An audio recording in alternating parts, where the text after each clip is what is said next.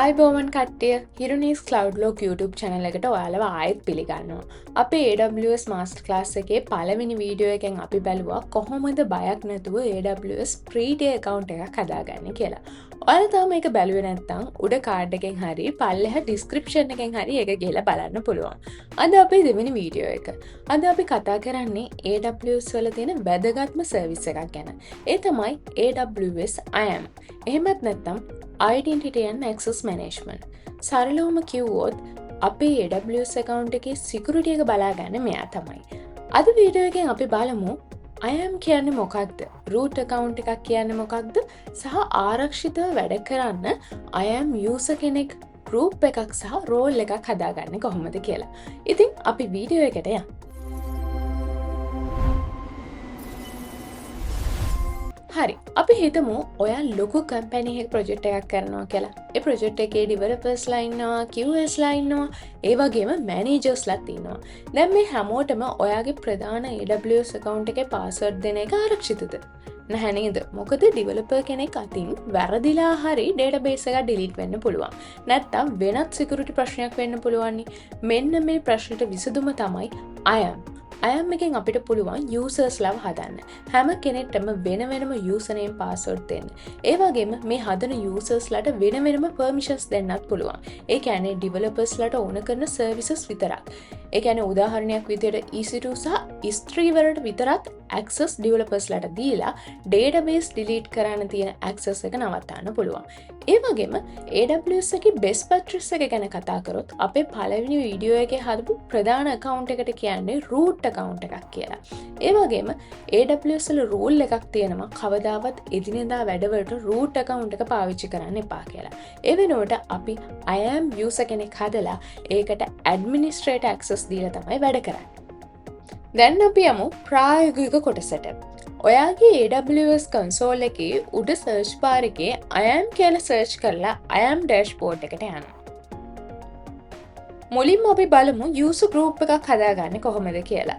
වම් පැත්තේ menu එකෙන් IAM user groups කියන එක select කරලා create group කියන එක click කරන්න.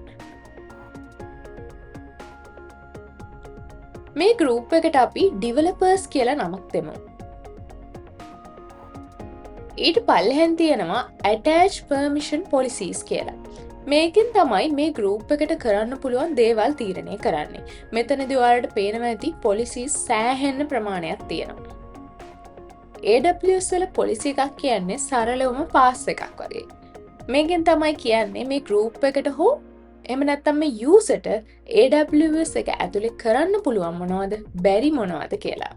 IT field එකේ වැඩ කරද්දී අපිට නිතරම හම් වෙන ඔයාලා අනිවාර්යයෙන්ම දැනගෙන ඉන්න ඕනේ ප්‍රධාන policies තුනක් මම පැහැදිලි කරන්න. පළවෙනි එක තමයි administrator access කියන්නේ. මේකෙන් මුළු AWS account එකටම සම්පූර්ණ access හම්බ වෙනවා. service එකක් create කරන්න, delete කරන්න වගේම billing විස්තර බලන්නත් මේකෙන් පුළුවන්. සාමාන්‍යයෙන් company එකක ඉන්න ප්‍රධාන DevOps engineer කෙනෙක්ට වගේ තමයි මේක දෙන්නේ.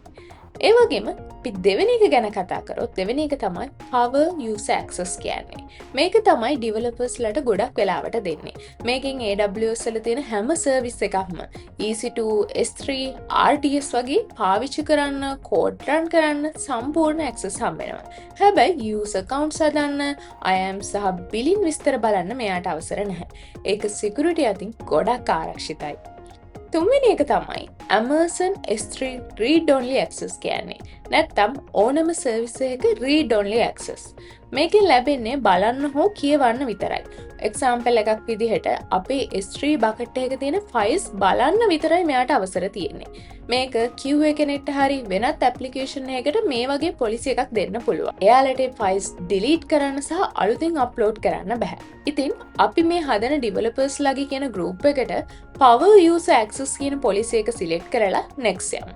මොකද එතකොට එයාලට වැඩ කරන්නත් පුළුවන්. හැබැයි ඒ account එකේ security එකට හානියක් වෙන්නේ නැහැ.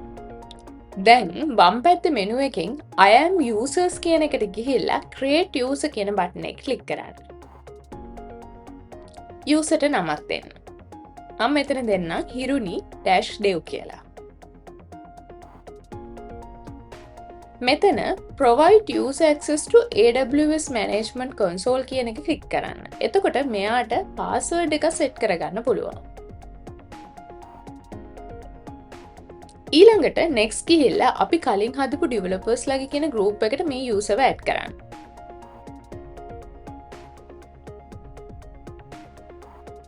ඊළඟ steps ටික කරලා create user කියන බටන් එක ක්ලික් කරන්න.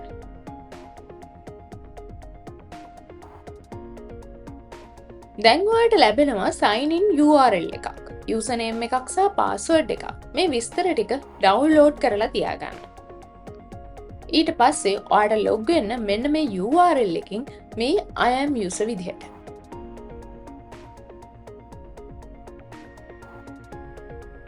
හරි. දැන් ඔයාලා දන්නවා users ලා සහ groups ගැන.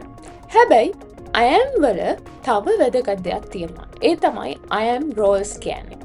users ලා කියන්නේ මිනිස්සුන්ට. හැබැයි AWS එකේ තියෙන සර්විස් එකකට තවත් සර්විස් එකක් පාවිච්චි කරන්න access ඕන වුණාම අපි පාවිච්චි කරන්නේ roles. උදාහරණයක් විදිහට ඔයාගේ EC2 සර්වර් එකක දුවන ඇප්ලිකේෂන් එකකට S3 බකට් එකකින් ෆයිල් එකක් රීඩ් කරන්න ඕනේ කියලා හිතන්නකෝ. අන්න ඒ වගේ වෙලාවට අපි කරන්නේ S3 කියවන්න access තියෙන I am role එකක් හදලා ඒ role එක EC2 සර්වර් එකට attach කරන එක. මේක security අතින් ගොඩක් වැදගත්. ඉතින් අද වීඩියෝ එකකින් ඔයාලා ඉගෙන ගත්තා AWS IAM කියන්නේ මොකක්ද සහ ආරක්ෂිතව AWS account එකක් ඇතුලේ වැඩ කරන්නේ කොහොමද කියලා. ඊට පස්සේ ඔයාලත් වැඩ කරද්දී root account එක අයින් කරලා අද හදපු IAM user එකෙන් log වෙලා වැඩ කරන්න පුරුදු වෙන්න.